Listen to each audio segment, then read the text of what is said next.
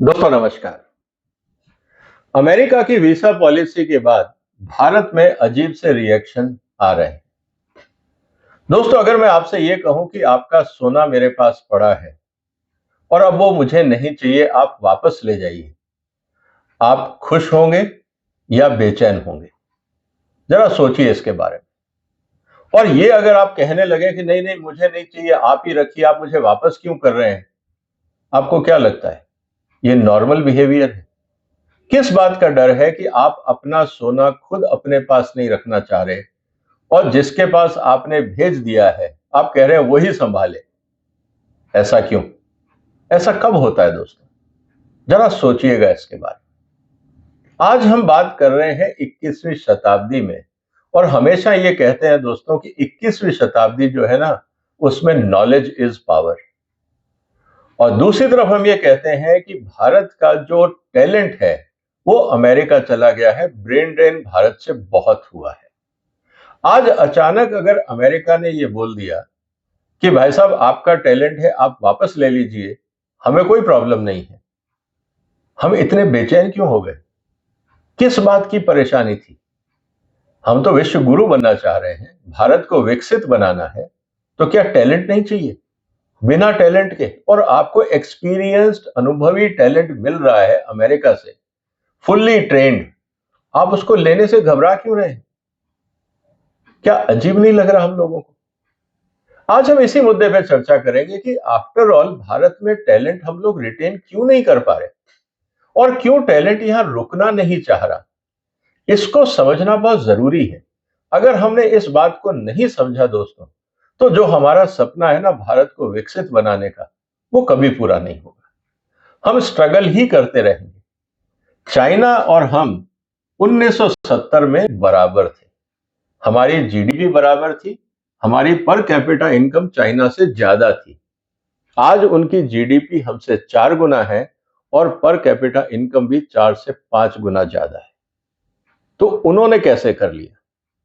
एक standard argument है political system. वहां कम्युनिस्ट पार्टी है, वहां कुछ नहीं है। तो मुझे ये बताइए दोस्तों, अगर कम्युनिस्ट पार्टी है तो उन्होंने फिर टैलेंट कैसे रिटेन कर लिया? इसका मतलब कम्युनिस्ट सिस्टम में टैलेंट जल्दी रिटेन होता है। आप जबरदस्ती मारपीट करके तो इनोवेशन करा नहीं सकते।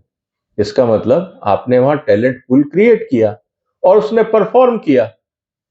डेमोक्रेसी में क्या हम टैलेंट पूल नहीं क्रिएट कर सकते? क्या डेमोक्रेसी में टैलेंट सफोकेट होता है? इसका तो मतलब यही है। आज इसी गंभीर मुद्दे पे हम चर्चा करेंगे दोस्तों, इसलिए इस वीडियो को अंत तक देखिएगा। मैं आपके सामने जो सवाल रखूंगा और जो आपके सामने उदाहरण रखूंगा, आप अपने आसपास पूछिएगा, देखिएगा और समझने का प्रयास कीजिएगा कि हम अगर विकसित बनना चाहते हैं तो क्या हमें इसमें सुधार नहीं करना चाहिए। इसीलिए निवेदन है कि इस वीडियो को आप शेयर जरूर करिए। बहुत सारे लोग बहुत अच्छा कमेंट देते हैं, लेकिन मुझे दुख होता है जब आप लोग शेयर नहीं करते, क्योंकि ये आपके और मेरे बीच की बात नहीं है। मेरा ये प्रयास है कि इन गंभीर मुद्दों पे समाज में चर्चा हो, और मेरी ये कोई उम्मीद नहीं है कि मेरा वीडियो 150 करोड़ लोग देखें। मेरा तो सिर्फ इतना ही पर्पस है कि जिन लोगों को आप चाहते हैं कि ये मुद्दे समझ में आए और वो उस पर विचार करें, चाहे वो सरकार में है, सरकार के बाहर, चाहे प्राइवेट में है या किसी और क्षेत्र में, इस बात को हमें आगे बढ़ाना, ये राष्ट्र निर्माण की एक मुहिम है। इसीलिए आपने देखा होगा मैं बिना मतलब के वीडियो नहीं बनाता हूं। कोई ना कोई गंभीर मुद्दा होता है जिसकी मैं बात करता हूं। मेरे को इसमें कोई शौक नहीं है कि किस पॉलिटिशियन ने किस दूसरे पॉलिटिशियन की टांग खींची, उसमें मेरे को कोई मजा नहीं आता, क्योंकि उससे राष्ट्र निर्माण नहीं होगा, उससे टाइम पास होता है, और मुझे टाइम पास नहीं करना है। इसीलिए दोस्तों आज जो चर्चा का विषय है वो है, why is India unable to retain talent. हम कह रहे हैं, और आज एक मंत्री का बयान था कि अमेरिका भारत के टैलेंट से घबरा गया। अगर आपके पास इतना अच्छा टैलेंट है तो आप जाने क्यों दे रहे हैं? रोकिए उसको, वो आपके देश में काम आएगा। आपके लिए तो अमेरिका कॉम्पिटिटर है, आप अपना टैलेंट कॉम्पिटिटर को दे रहे हो। आपका कंपटीशन चाइना से है, आप अपना टैलेंट दूसरे देशों को दे रहे हो। क्या आपको नहीं चाहिए? सोच के बड़ा अजीब लगता है ना दोस्तों। इसीलिए आज चर्चा का विषय यह है कि अमेरिका चाइना और इंडिया, हम अक्सर कंपेयर करते हैं, हम तीन दुनिया की सबसे बड़ी इकोनॉमीज बनने वाले हैं अगले 2-4 साल में। अमेरिका नंबर 1, चाइना नंबर 2 और नंबर 3 पे भारत पहुंचेगा। लेकिन नंबर 1 और नंबर 2 के बाद नंबर 3 में इतना बड़ा गैप क्यों है? उसका कारण यही है कि हमने टैलेंट को जितना रिस्पेक्ट देना चाहिए था, नहीं दिया। हम अपनी जीडीपी के मुकाबले तो कर रहे हैं, लेकिन वो जो पैरामीटर है वो भ्रमित करने वाला है। एक्चुअल पैरामीटर है पर कैपिटा इनकम। आपका एक्सपोर्ट डेटा कितना है? क्योंकि अगर आपके पास टैलेंट है तो दुनिया आपके साथ है, आपका माल खरीदेगी। आप अपना जीडीपी बढ़ा लीजिए, आप देश में महंगाई बढ़ा दीजिए, जीडीपी और बढ़ जाएगा। तो GDP is a very vague terminology. आप तीन चीजों पे फोकस करिए कि आपके यहां पे पर कैपिटा इनकम कितनी है, आपके यहां से एक्सपोर्ट्स कितना है, और आपके यहां पे जो फैक्ट्री प्रोडक्टिविटी है वो कितनी है। बस ये तीन पैरामीटर्स पे अगर आप फोकस रखेंगे तो आपको समझ में आ जाएगा कि भारत को कहां कहां काम करने की जरूरत है। इसीलिए आज हम सबसे पहले बात ये करेंगे कि अमेरिका, चाइना और भारत के बीच में टैलेंट रिटेन करने के लिए क्या जरूरी है और दोस्त बाकी जो देश है वो कर कैसे रहे। सबसे पहला मुद्दा है पैसे का। ऑब्वियसली आदमी जब मेहनत करता है तो वो चैरिटी तो नहीं करेगा, और क्यों करे? क्या हमारे नेता चैरिटी करते हैं? क्या हमारे जितने सक्सेसफुल बिजनेसमैन हैं क्या वो चैरिटी करते हैं? वो पहले कमाते हैं, उसमें से थोड़ा सा हिस्सा चैरिटी करते हैं। इस बात को याद रखिएगा, बिजनेस को वो कभी चैरिटी नहीं बनाते। वो बिजनेस में पूरा मुनाफा कमाते हैं और जितना कमाते हैं उसका 2-3% चैरिटी करते हैं। लॉजिक यही होता है। प्रेस्टीज, जब एक व्यक्ति देश में आएगा और समाज में आएगा तो उसको अगर इज्जत नहीं मिलेगी तो वो क्यों आएगा? और मैं आपके सामने उदाहरण रखूंगा कि क्या होता है। हमारी पॉलिसी सिस्टम, हम बात तो करते हैं कि भारत को टैलेंट चाहिए, इंडिया विल बी विश्व गुरु, we will be developed nation, लेकिन जब हम पॉलिसीज देखते हैं, इकोसिस्टम देखते हैं, तब वहां पे परिस्थितियां कुछ और नजर आती हैं। इसी तरह से जो फैमिली सपोर्ट है हमारे यहाँ पे, जो समाज का, हमारे रिश्तेदारों का जो सपोर्ट है, उसको भी अगर आप देखेंगे तो वो भी चिंताजनक स्थिति है। सबसे पहले बात करते हैं दोस्तों मनी इंसेंटिव की। अमेरिका में ऑब्वियसली सैलरीज ज्यादा है, वेल्थ क्रिएशन अपॉर्चुनिटीज है। अगर आप टैलेंटेड हैं, आपने देखिए जो भारत के बड़े बड़े टेक्नोक्रेट्स वहां अमेरिका में काम कर रहे हैं, उनकी सैलरीज कितनी है? कोई 1 मिलियन, कोई 10 मिलियन, कोई 100 मिलियन, सब करोड़ों में खेल रहे हैं। और कई 100 करोड़ के मालिक हैं, वो सिर्फ इंडिविजुअल हैं, एम्प्लॉयज हैं, टैलेंटेड एम्प्लॉयज हैं, लेकिन करोड़ों में उनकी सैलरी। हमारे यहाँ पे प्रमोटर कमाता है, लेकिन जो व्यक्ति उसको कमा के देता है उसकी सैलरी नहीं बढ़ती। ये ट्रेजेडी हिंदुस्तान की है। इसीलिए जैसे ही टैलेंट को मौका मिलता है वो वहां चला जाता है जहां उसकी टैलेंट की वैल्यू है। हमारे यहाँ पे वैल्यू कितनी है? आप प्रमोटर्स की सैलरी और जो उस कंपनी को लीड कर रहा है प्रोफेशनल, उसकी सैलरी का गैप देख लीजिए। आपको समझ में आ जाएगा कि हिंदुस्तान में हम लोग कितना टैलेंट को रिस्पेक्ट दे रहे हैं। Access to large liquid capital market for entrepreneurs. अगर आप एंटरप्रेन्योर हैं, स्टार्टअप हैं, आप स्टॉक मार्केट में जाइए, वेंचर कैपिटल फंड्स, दूसरे फंड्स, दुनिया भर के लोग पड़े हैं। जैसे ही उनको टैलेंट स्पॉट होता है वो आपके ऊपर पैसा लगाने को तैयार है। उनको पता है 100 में से 90 फेल होंगे, लेकिन 10 जो बनेंगे उस सारा खर्चा भी पूरा कर देंगे और कई गुना मुनाफा भी दे देंगे। Federal R&D grant and industry funding क्या भारत में है? अगर आज आपके पास एक आइडिया है दोस्तों, आप किस कंपनी को लिखेंगे? मेरे को खुद सोच के बताइए कि मान लीजिए आपके दिमाग में एक आइडिया है कि मैंने कोई ग्लू बनाना है, या मेरे को कोई मेटल पार्ट बनाना है, या मेरे को कोई प्लास्टिक का पार्ट बनाना है। आप किस कंपनी को लिखेंगे और आपको ये उम्मीद है कि वो जवाब देगी? या उसके वहां पे एक इस तरह का डिपार्टमेंट है जो आपके आइडिया को वेट करेगा, आपसे बात करेगा, समझेगा, अगर उसमें उनको पोटेंशियल दिखा तो आपको फंड करेंगे। आप ऐसी 2-3 कंपनियों के नाम बता दो मेरे को, मैं मान जाऊंगा।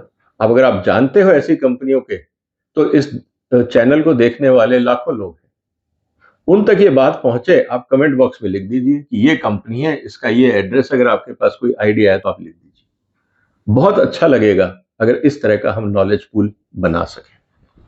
चाइना में क्या होता है, अगर आपके पास टैलेंट है तो there is a cash bonus, research startup funding, आपको $5,500, मतलब अगर मैं कहूं $5 लाख के आसपास, $5 लाख कितना हुआ दोस्तों, करीब 3, 4, 5 करोड़ रुपए। उनको भी पता है 20, 30 लाख से कुछ नहीं होगा। जो हम यहाँ पे देते हैं ना चिकन फीड, हमारे यहाँ हर चीज मास स्केल में करने की बात है कि हमने 10 लाख 1 लाख स्टार्टअप बना दी, वो कर क्या रहे हैं?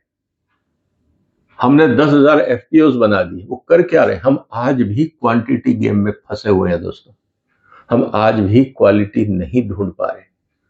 हमें हीरा ढूंढना होगा, उसके लिए पारखी नजर चाहिए। लेकिन जो डिपार्टमेंट में लोग बैठे हैं वो खुद ही ट्रेंड नहीं है, तो वो हीरा क्या ढूंढेंगे? जब उनको ये गलतफहमी है कि दे नो एवरीथिंग और दे नो नथिंग, दोनों ही ट्रेजेडी भारत में जो अपॉर्चुनिटीज है उसको खत्म कर रहे हैं। क्योंकि एक टैलेंटेड साइंटिस्ट का पेपर कौन चेक कर रहा है? जो नॉन टेक्निकल है, या जो एक बाबू बैठा है वहां पे, क्योंकि उसका अधिकार क्षेत्र है कि फंडिंग इसको देनी है।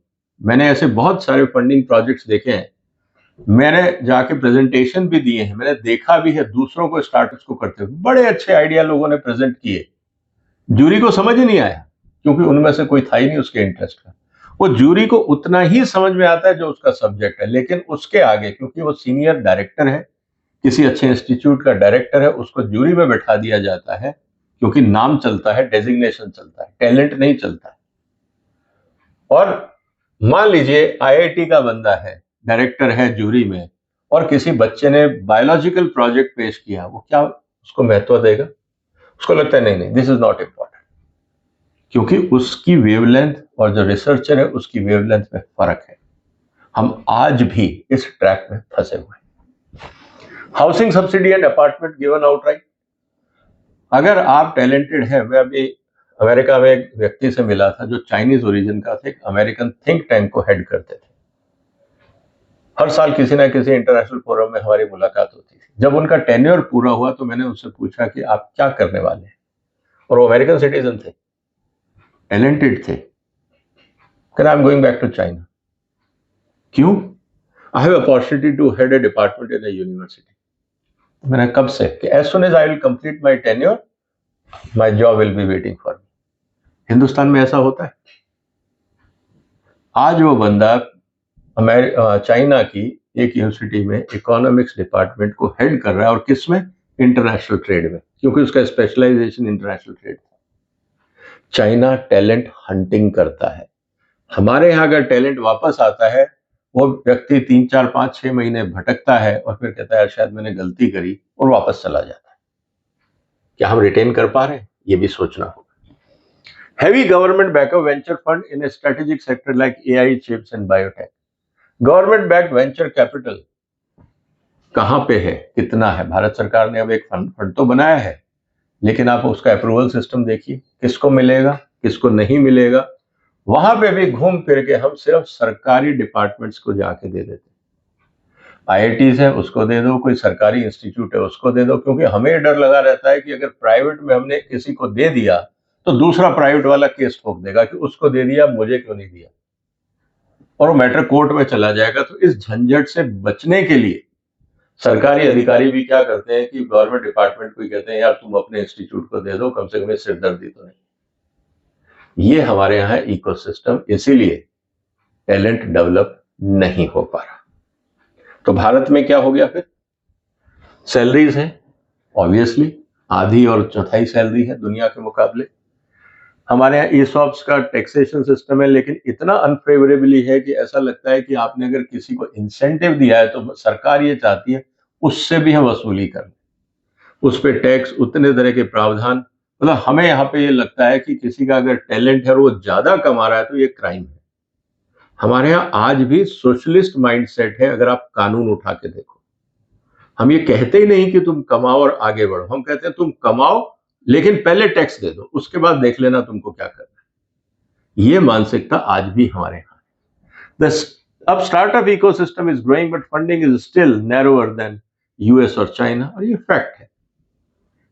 बहुत अच्छे टैलेंटेड प्रोजेक्ट्स, रोज स्टार्टअप्स के फोन आते हैं मेरे पास, डिस्कस होती है, बात होती है, अच्छे अच्छे आइडियाज हैं, भटक रहे हैं कि यार कोई फंडिंग कर दे, और कितनी, 5 लाख, 10 लाख, 20 लाख, ताकि अगला जो प्रोसेस है वो पूरा हो जाए। और जब फंडिंग नहीं मिलती, आइडिया अच्छा होता है, तो वल्चर फंड, जिसको वेंचर फंड्स बोला जाता है, वो इस तरह के अच्छे स्टार्टअप्स को पूरी तरह से एक्सप्लॉइट करते हैं।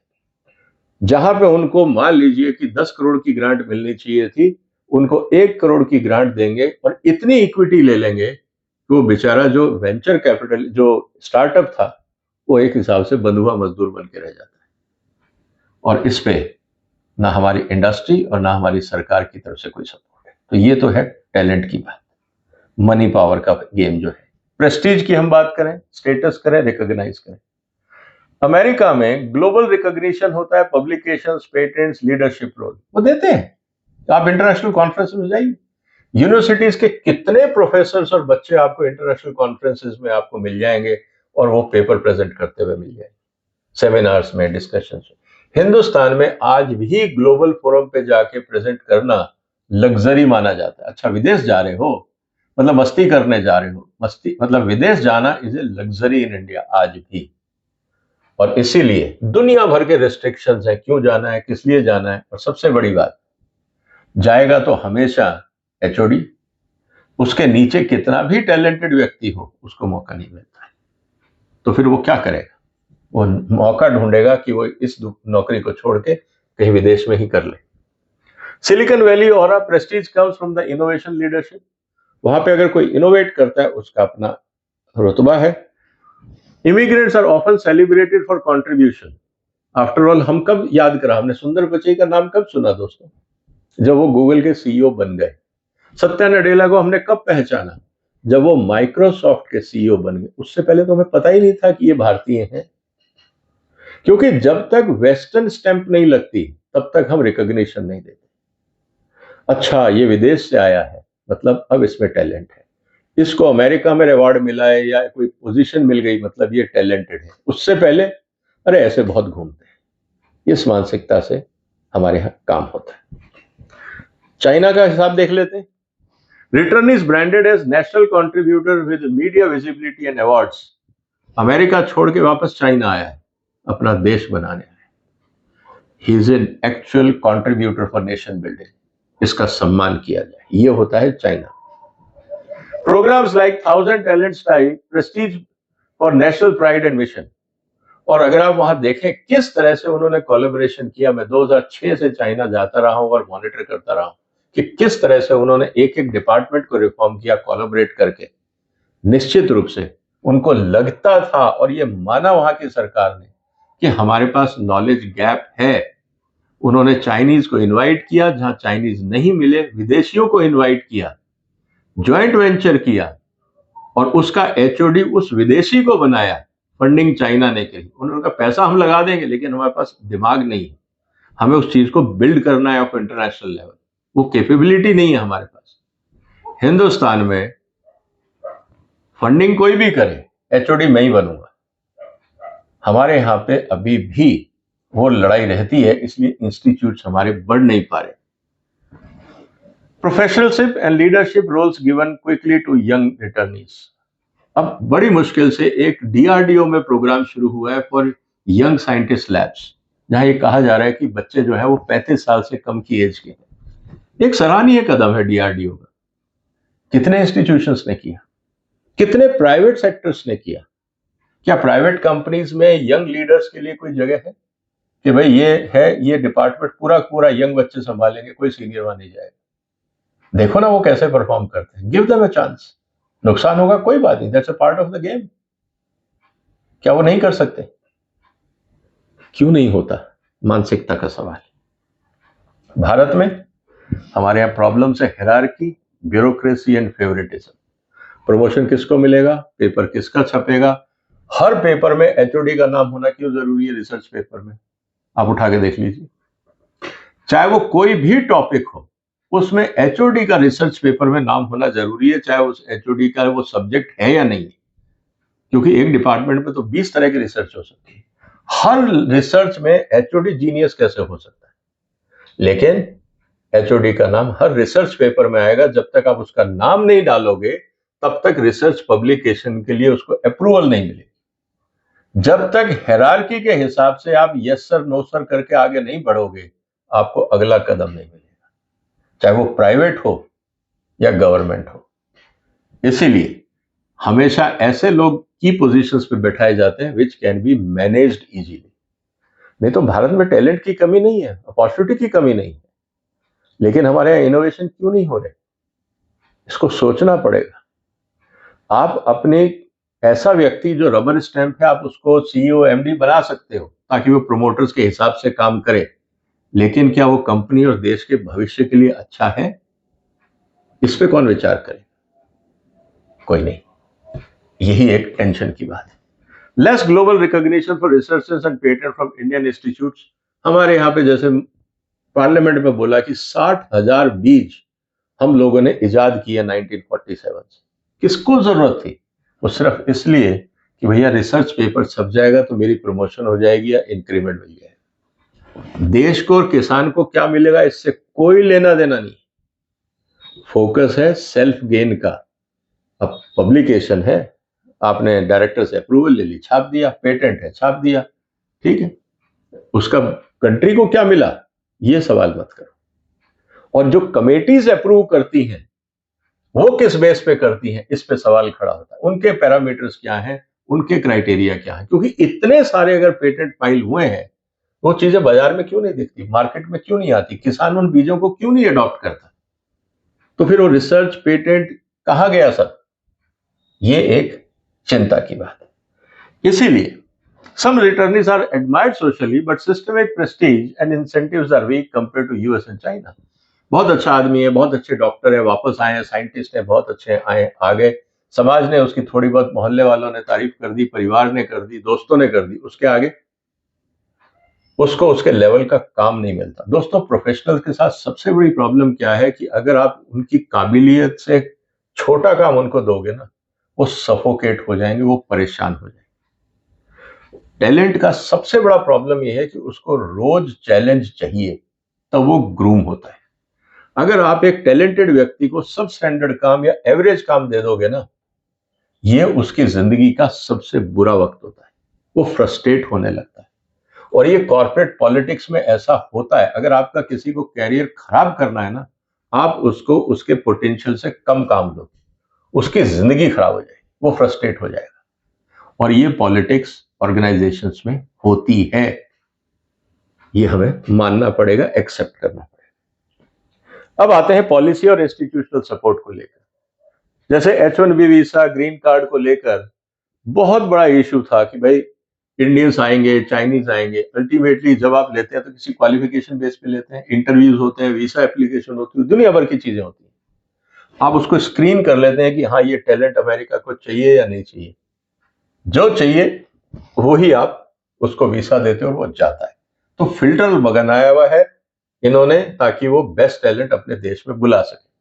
मल्टीपल वीसा पाथवेज, बहुत सारे टैलेंटेड ऑप्शंस हैं, and strong IP protection and contract enforcement. आप आइए, काम करिए, आपको आपका पैसा भी मिलेगा, आपका आईपी अगर जनरेट होता है तो उसके लिए पूरा कानून है।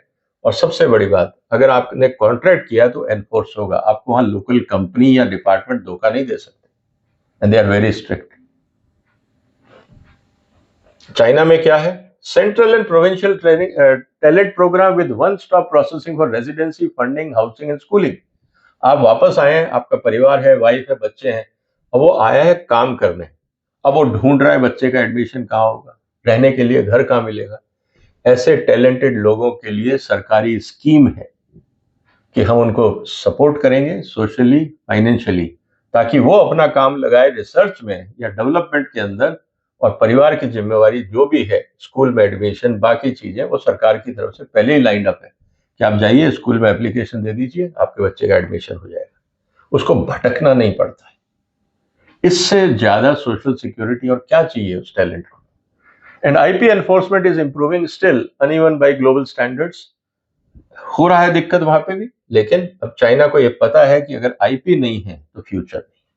भारत में पॉलिसीज है, स्टार्टअप इंडिया, अटल मिशन वगैरह वगैरह, बट एग्जीक्यूशन इज पैची। जाके देखिए आप इन संस्थाओं में, भारत सरकार ने पैसा खर्चा है, लेकिन हुआ क्या?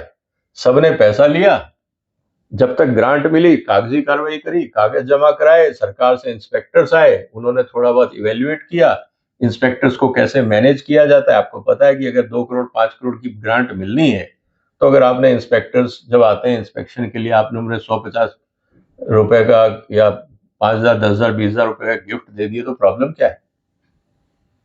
ये तो होता ही। ऐसे ही टैलेंट हमारे यहाँ पे मैनेज किया जाता है। ESOPs, taxation, regulatory red tapism, discourage returnees कि वहां मैं इतना पैसा कमाता था। आज भी आप भारत में देखो, बहुत सारे अमीर लोग क्यों बाहर जा रहे हैं? वो इसलिए जा रहे हैं क्योंकि उनको लगता है भारत में बहुत ज्यादा टैक्स है। मेरे को एक दो एंटरप्रेन्योर मिले कि यार विजय, हमको लगता है हम दुबई जाके सेटल हो जाए। क्यों हो जाए यार? यहाँ 55% टैक्स बैठ जाता है, direct tax, corporate tax, dividend tax, ये टैक्स वो टैक्स। हम इतनी मेहनत करते हैं, इतना पहले तो इंस्पेक्टरों को झेलो, बड़ी मुश्किल से कंपनी चलाओ, जब कमाओ तो उसमें करीब 40 50 55% हमारे पे डायरेक्ट इनडायरेक्ट टैक्स लग जाते हैं। बेहतर है दुबई में रहेंगे, टैक्स फ्री जिंदगी है, कोई टेंशन नहीं है। वहां से माल ही बेचना है ना, वहां बना के एक्सपोर्ट कर दे। बाजार हमें पता है बाजार को क्या चाहिए, ये सोचने लग गए हैं लोग। फिर weak IP enforcement and slow contract resolution. हमारे बहुत सारे सेक्टर्स, फार्मा में, पेस्टिसाइड्स में आईपी प्रोटेक्शन कहाँ है? आप डेटा लाते हो, कंपनियां बोलती रहती है कि हमें डेटा प्रोटेक्शन चाहिए। बात सही है कि आपको नई टेक्नोलॉजी फ्री में मिल जाती है, लेकिन प्रॉब्लम यह है कि आपके यहाँ कोई रिसर्च नहीं करता, ना आपके यहाँ कोई टैलेंट लाता है। क्योंकि जब मैंने रिसर्च किया, जब उसका प्रोटेक्शन ही नहीं है, तो मैं पैसा क्यों लगाऊं? मैं रिसर्च करके एक चीज आऊंगा, सरकार उसको रजिस्टर करेगी, जैसे ही रजिस्टर करेगी दूसरे दिन जो कंपनियों ने कुछ नहीं किया, जो सिर्फ ट्रेडर माइंडसेट के लोग हैं, वो एप्लीकेशन डाल देंगे जी ये प्रोडक्ट हमको बनाना है, चाइना से लाएंगे, बना के बेचना शुरू कर देंगे। तो मैंने जो रिसर्च करके टाइम वेस्ट किया, पैसा वेस्ट किया, उसका मुझे क्या फायदा हुआ? सरकार शॉर्ट टर्म देख रही है कि हमें टेक्नोलॉजी मिल जाएगी, लेकिन ये भूल जाते हैं कि आपको हमेशा आउटडेटेड टेक्नोलॉजी मिलेगी। जो ऑफ पेटेंट टेक्नोलॉजीज है वही मिलेगी, कटिंग एज टेक्नोलॉजीज नहीं मिलती हैं आपको। इस बात को हमें समझना होगा। Ecosystem and family quality life, high quality university, school, teachers and urban infrastructure सब तैयार मिलता है। Large Indian diaspora creates community support, ये है। और cultural openness in big metros, आप जाइए जैसे मर्जी रहिए। चाइना में Shanghai, Shinjan, Beijing world class infrastructure है, ब्यूटीफुल सिटीज। आप अगर जाएंगे ना चाइना, तो आपको यूरोप और अमेरिका से बेहतर लगेगा। Family perks offer school admissions, tuitions, job for spouses, housing subsidy वगैरह। नया आदमी आया है, कहां भटकेगा? सरकार की तरफ से इंतजार है। Talent apartments and technical park make relocation easy. अब आप आईटी में आए हो, बायोटेक में आए हो, कहां से आपको काम करना है, कौन सी सेक्टर में काम करना है, अलग अलग इंडस्ट्रियल जोन्स हैं चाइना में। आपको जिस जोन में जाना है वहां पे टावर्स खड़ी हैं, आप जाइए, आपको घर एलोकेट हो जाएगा, आप जाइए रहिए। आपको जॉब मिल गया, बहुत अच्छी बात है, नहीं तो यूनिवर्सिटीज हैं, टेक्निकल सेंटर्स हैं, गवर्नमेंट के R&D सेंटर्स हैं, प्राइवेट कंपनीज हैं। जब वर्ल्ड मार्केट उनको सर्व करनी है और यंग जनरेशन को एडॉप्ट करना है, क्योंकि सीनियर भी तो रिटायर भी तो होंगे, बहुत से लोग मरेंगे भी, क्योंकि लाइफ है, आए हैं तो जाएंगे इस दुनिया से, उनका रिप्लेसमेंट कहां से आएगा? तो ये पूरी चीजें समझते हुए उन्होंने ये सिस्टम बनाया है। इंडिया में quality of life is mixed. शहरों की हालत हमें पता है, पॉल्यूशन, सेफ्टी इश्यूज ये हमारे सामने है। Education and health care are improving but still inconsistent. आप चले जाइए कौन से स्कूल में एडमिशन लेना, आपको पता लग जाएगा कितने पापड़ बेलने पड़ते हैं। And limited structured family support for returnees, schooling, spouse employment कुछ नहीं है। अच्छी भली नौकरी छोड़ के लोग यहाँ आते हैं, एक तो सैलरी कम, तो जो फैमिली सपोर्ट स्पाउस से मिलता था वो भी नहीं मिल रहा है, अब उसको इंडिया में जॉब भी नहीं मिल रहा है। तो बहुत सारे ऐसे लोग हैं जो वापस आए देशभक्ति के चक्कर में, और वे कहते हैं यार इससे लगता है हम लोगों ने गलती कर ली। अब वो वापस जाने के चक्कर में, मैं बहुतों को जानता हूँ, लोग आए अमेरिका से छोड़ के वापस आए, फिर वापस चले गए। तो ये हमारे लिए एक ट्रेजेडी है। तो एक कंपैरेटिव मैट्रिक्स की जरूरत नहीं है, क्योंकि फिर भी मैंने कहा एक लाइन में आपको बता दूं कि 3 कंट्रीज के अंदर अपने अपने चैलेंजेस हैं और अपने अपने अपॉर्चुनिटीज हैं। हमें बहुत कुछ अभी सुधारना होगा, क्योंकि हमें अगर विकसित देश बनना है तो हमें इन सब बातों पे काम करना होगा। हायरार्की, ब्यूरोक्रेसी, रिकॉग्निशन को लेकर। आप कहेंगे रिकॉग्निशन की क्या जरूरत है? रिकॉग्निशन से मोटिवेशन आता है। जब आप लोग मेरा वीडियो को शेयर करते हैं और लाइक बढ़ते हैं तो मेरे को मोटिवेशन आता है कि मैं अच्छा वीडियो बनाऊं। तो मोटिवेशन से बहुत कुछ चीजें बदल जाती हैं अगर हम काम करते हैं। कहने का मतलब यह है कि हमें अपनी सोच को बदलना होगा। प्रॉब्लम हिंदुस्तान में ना पैसे की है ना इंफ्रास्ट्रक्चर की है दोस्तों, प्रॉब्लम है माइंडसेट की। तो इसीलिए हमें मेरिटोक्रेसी पे फोकस करना है। एक चीज आप ध्यान रखिएगा, दुनिया में एक शब्द होता है कॉम्पिटेंसी, वहां एक्सपीरियंस की कोई वैल्यू नहीं। मैं 20 साल से इस कंपनी में हूं, कोई मतलब नहीं। अगर आप कॉम्पिटेंट हैं तभी आपको अगला काम मिलेगा, चाहे आप जूनियर हैं। Competency is respected, not experience. क्योंकि एक्सपीरियंस तो आपको 20 साल का, लेकिन आपने कुछ सीखा ही नहीं, आपका माइंडसेट वही आउटडेटेड है। एक यंग बच्चा है, 5 साल का experience, he is more competent than 20 years old professional. तो बेहतर है ना उस 5 साल वाले बच्चे को मौका दो। ओल्ड फॉसिल्स को खींचने का क्या फायदा? ना वो आगे बढ़ना चाह रहा है क्योंकि उसका मानसिक रूप से वो थका हुआ है, ना वो खुद अपने आप को अपग्रेड कर रहा है। जब वो खुद अपने आप को अपग्रेड नहीं कर रहा तो आपकी कंपनी या ऑर्गेनाइजेशन को कैसे सुधारेगा? ये बहुत बड़ा चैलेंज है। फिर financial incentives, national pride, family support, quality of life, all these things matter, क्योंकि वी आर ह्यूमन बींग्स। ये सब हमारे एस्पिरेशंस हैं। मैं मेहनत करता हूं तो ये सब चाहता हूं। यहाँ पे कहीं कोई साधु महात्मा की बात नहीं होती, हम टैलेंट की बात करें। और टैलेंट साधु हो कोई जरूरी नहीं, अगर कोई मेहनत करता है तो उसका हक उसको मिलना चाहिए। तो दोस्तों सवाल अब इस बात का है कि भारत को जब अमेरिका ने ये कहा कि भैया हम आपका टैलेंट नहीं चाहिए, हम आप पे वीसा फाइन या फीस बढ़ा रहे हैं जिससे कम लोग भारत से अमेरिका आए, तो हम परेशान क्यों हुए? इनफैक्ट हमें तो खुश होना चाहिए था कि हमारा टैलेंट हमारे पास रहा, देश के काम आएगा, हम उनको यूज करेंगे। लेकिन हम ऐसा नहीं कर पाए, हम घबरा गए कि हम इस टैलेंट का क्या करेंगे, हमारे यहाँ तो यूज है नहीं। ये बाहर जाता था, कम से कम वहां कमा के कुछ डॉलर वापस भेजता था, कमाऊ पूत था, उसको वहां की सरकार वगैरह सब कुछ रिकॉग्निशन दे, वो उनकी प्रॉब्लम है। हमें तो उसके डॉलर से मतलब है, जो रेमिटेंस में आता है, हमें उसमें इंटरेस्ट है। ये है हमारी मानसिकता। आपको क्या लगता है दोस्तों, भारत में टैलेंट को रिटेन करने के लिए हमें क्या करना होगा? आप अपनी संस्थाओं में देखिए, आप अपनी ऑर्गेनाइजेशन में देखिए, चाहे प्राइवेट है या गवर्नमेंट है, मन ही मन सोचिए और एक कागज पे लिखना शुरू करिए कि इस संस्था में या इस डिपार्टमेंट में क्या कमियां हैं, क्यों टैलेंट यहां नहीं टिकेगा, और अगर उस टैलेंट को अट्रैक्ट करना है तो मेरी संस्था या डिपार्टमेंट को क्या करना चाहिए। जो भी आपके विचार हो, अगर हमारे साथ शेयर करना चाहते हैं तो कमेंट बॉक्स में लिखिए, ताकि हम इस चर्चा को और आगे बढ़ा सकें। इस वीडियो को शेयर करिएगा, इस चैनल को सपोर्ट करिए, सब्सक्राइब करिए। फिर मुलाकात होगी एक और महत्वपूर्ण मुद्दे के साथ। तब तक अपना ध्यान रखिएगा। फिलहाल वंदे मातरम।